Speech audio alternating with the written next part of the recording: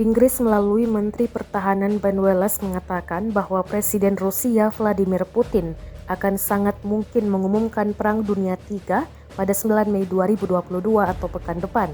Pengamat keuangan Ariston Chandra mengatakan investor tidak usah panik menanggapi wacana ancaman perang lebih luas ke penjuru lain dunia selain di Ukraina. Kendati demikian, memang dinilainya pengakhiran perang di sebagian wilayah Ukraina ada di tangan negeri beruang merah. Namun memang risiko akan menjadi besar bila Rusia sampai menyerang negara lain di luar Ukraina, apalagi sampai senjata nuklir digunakan, kata Ariston.